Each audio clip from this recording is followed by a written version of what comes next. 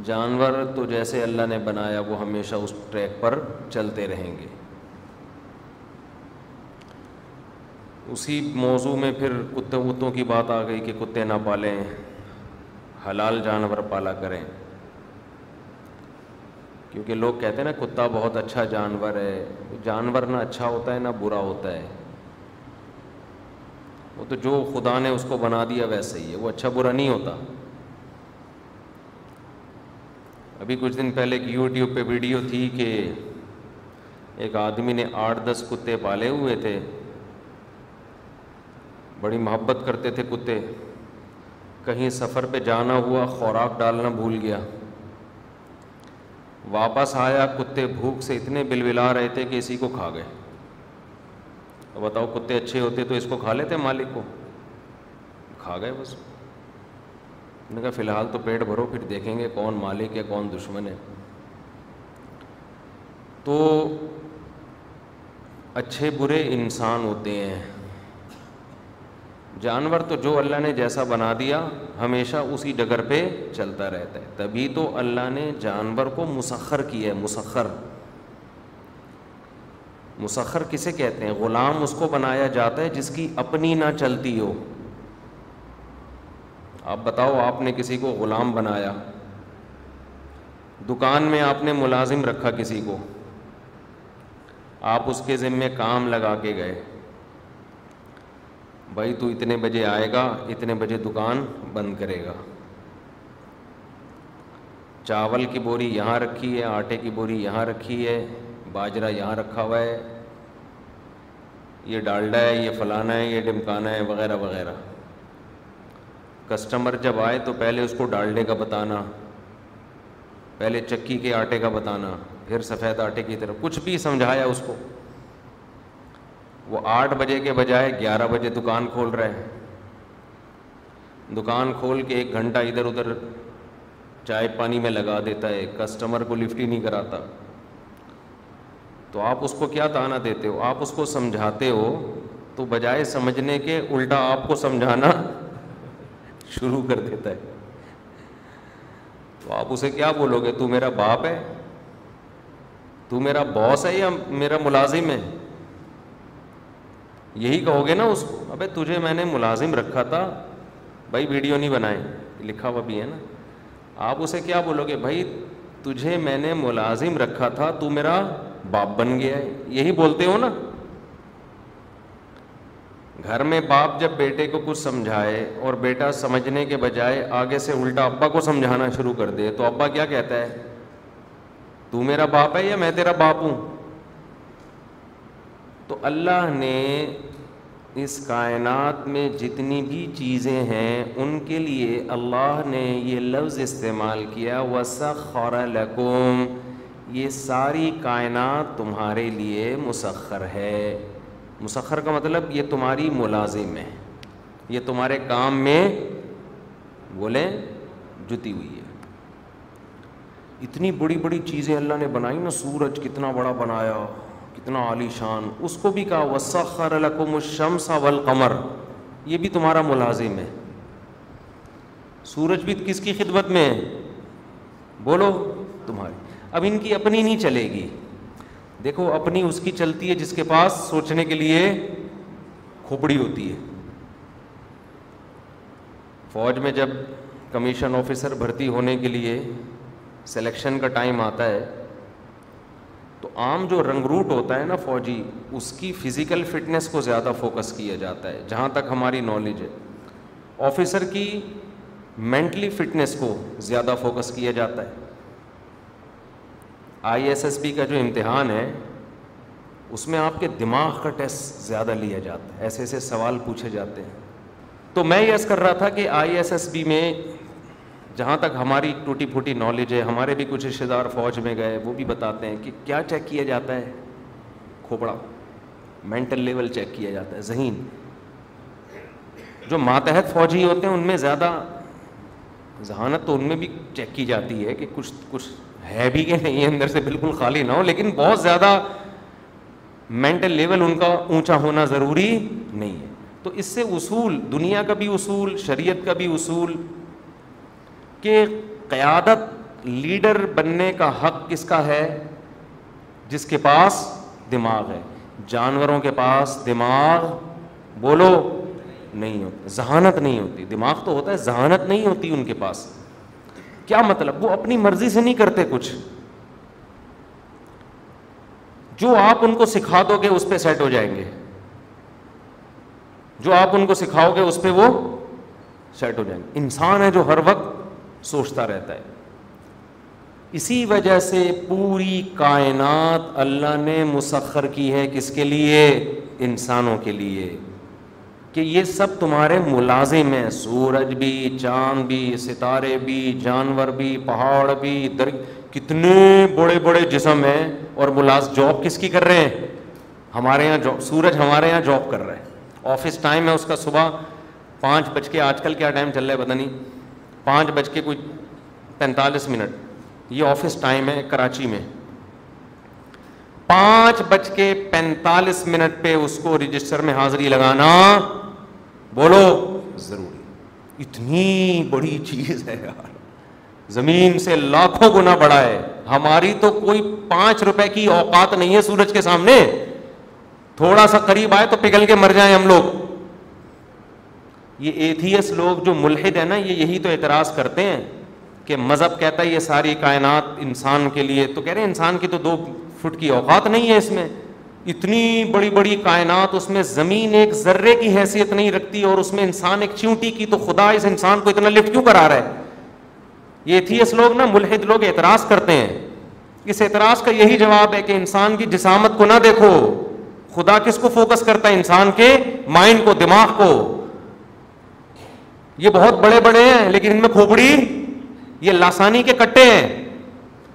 देखो आपके यहां एक दुबला पतला सा इंसान आया, मैं एक मिसाल देता हूं डॉक्टर जाकिर नाइक की, थोड़े से दुबले पतले से है ना वो।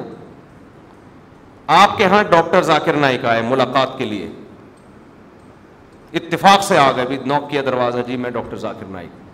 आप खुशी से पागल हो जाओगे ना, अबे यार डॉक्टर साहब, आप पहले तो देखो मुझे ख्वाब तो नहीं आ रहा। यही होगा ना भाई, ख्वाब तो नहीं आ रहा। जब यकीन हो जाएगा, लाते घूसे अपने खुद मारोगे, घर वालों से भी कहोगे आज लगा दो मेरे 2-4, ठीक है ना, मुझे यकीन नहीं आ रहा कि मैं सो रहा हूं जाग रहा हूं।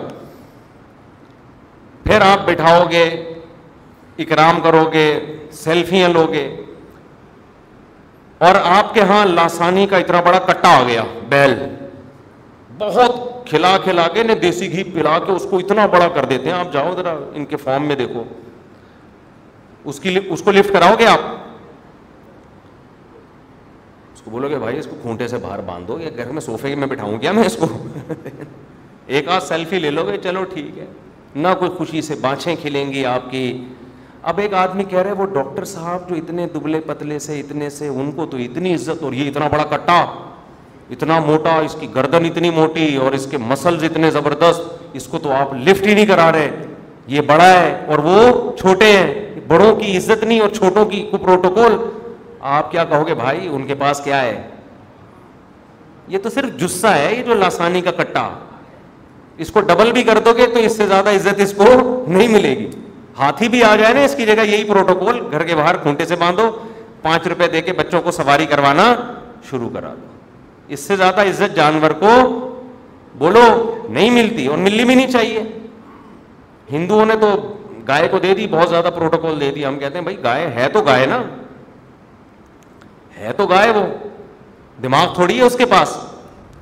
तो जो मुल्हिद लोग कहते हैं इतनी बड़ी कायनात, उसमें इंसान तो चींटी की हैसियत भी नहीं है, तो पूरी कायनात इस चींटी के लिए बनाई है, यकीनन बनाई है, इसलिए कि इस चींटी जैसे इंसान के पास दिमाग है, सोचता है, इसमें शुरूर है। और इंसान के अलावा, इंसान और जिन्नात के अलावा जो मखलूक़ात हैं उनके पास अपनी मर्जी का दिमाग नहीं है। दिमाग तो है, अपनी मर्जी वाला नहीं है। उसमें पहले से सॉफ्टवेयर इंस्टॉल किए हुए हैं कि क्या करना है इसने, वो उसी ट्रैक पे चलते रहते हैं, वो आपके ताबे हैं। उन्हें कुछ आप सिखा दो तो सीख लेंगे, बाकी खुद से कुछ नहीं है उनका।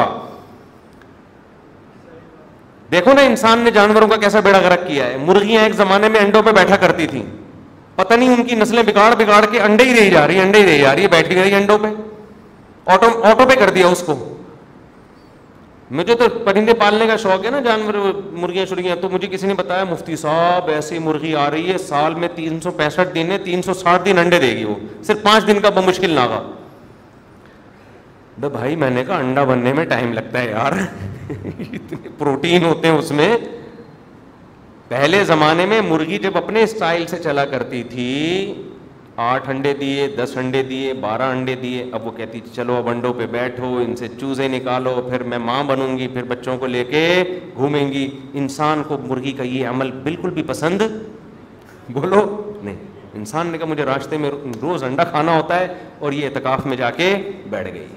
21 दिन तक ये इत्तिकाफ में बैठी रही। जैसे घर में कोई बच्चा नालायक होता है ना, बाज़ दफ़ा वो इत्तिकाफ में इसी चक्कर में बैठता है, काम काज से मेरी जान छूट जाए।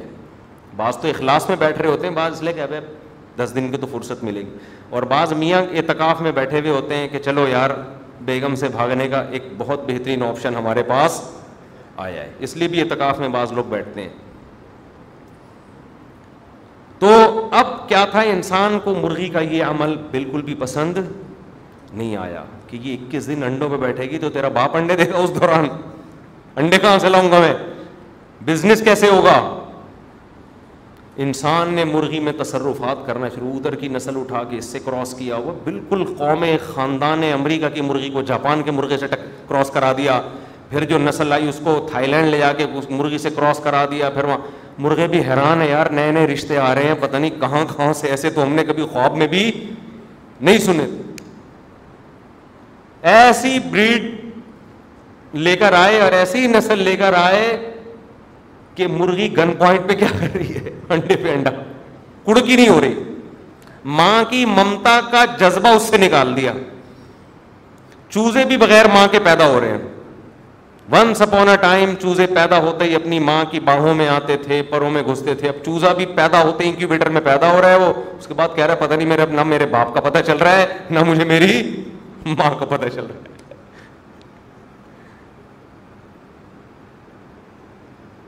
क्यों? इस पे मर्जी किसकी चल रही है? इंसान की चल रही है। अब तो जानवरों को भी मकसूद बना लिया है। ऑस्ट्रेलिया में गया, वहां इतने बड़े बड़े अस्पताल अलग से जानवरों के, कैंगरू कोई टक्कर हो जाए तो उसको आप हॉस्पिटल लेके जाएं, उसकी हड्डी जोड़ते, ठीक है, ये कोई गलत नहीं है। नबी सल्लल्लाहु अलैहि वसल्लम ने फरमाया इन्नल्लाह कतबल इहसान अला कुल्ली शै, जिस मखलूक के साथ भी अच्छा सलूक करोगे उस पर अजर मिलेगा। ये तो कोई बुरी बात नहीं है, लेकिन उसकी वजह से आप अपने अहम कामों में रुकावट बनना शुरू हो जाए।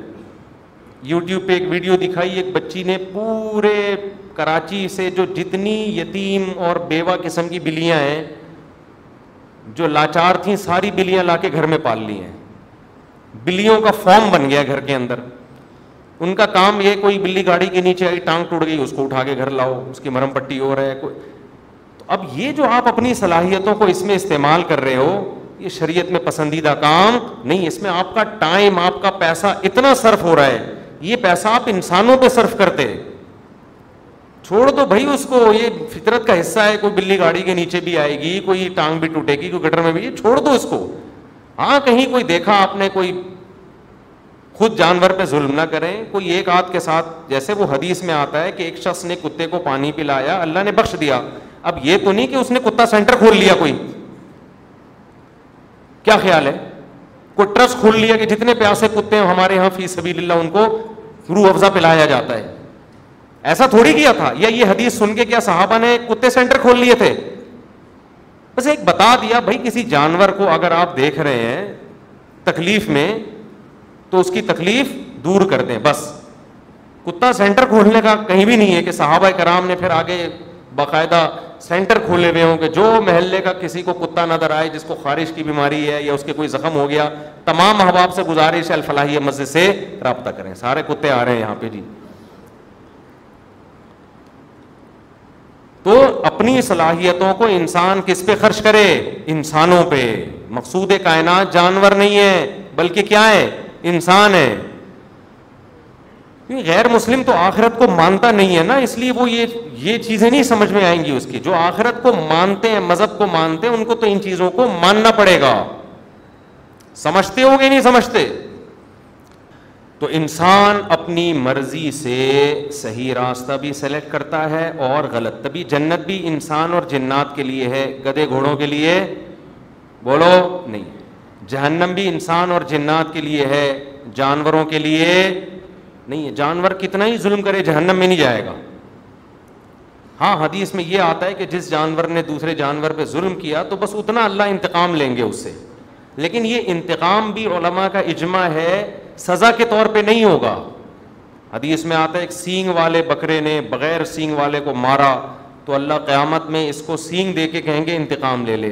तो ये इंतकाम बतौर सज़ा के नहीं है, सिर्फ अल्लाह अपने अदल को जाहिर करने के लिए कि वो जानवर जो मुकल्लफ नहीं है अहकाम का, जब मैं उससे भी सज़ा दे रहा हूँ तो इंसान जो मुकल्लफ है वो कैसे बचेगा। ये सिर्फ ये दिखाने बताने के लिए, इसमें सिर्फ इतनी हिकमत है, वरना जानवरों से हिसाब व किताब नहीं है।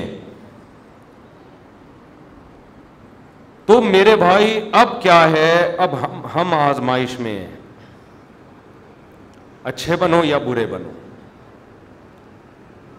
अब इस अच्छे बनने में अल्लाह ने हमें बता दिया, अल्लाह की नज़र में बेनमाजी अच्छा है या नमाजी? जो नमाज नहीं पढ़ता हमारे लिबरल लोगों की नज़र में तो अगर वो अखलाक उसके अच्छे हैं, अच्छी तरह से बात करता है, टैक्स टाइम पे दे रहा है, वो ट्रैफिक के कवानीन को फॉलो करता है, और आजकल जो धरने हो रहे हैं उनमें शरीक,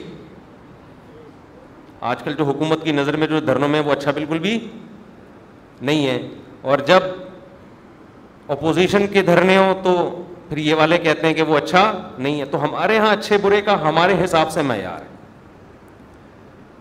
अल्लाह के यहाँ अच्छे और बुरे का मैयार ये है जो मेरी मानता है वो अच्छा है, जो मेरी नहीं मानता वो बिल्कुल भी अच्छा नहीं है।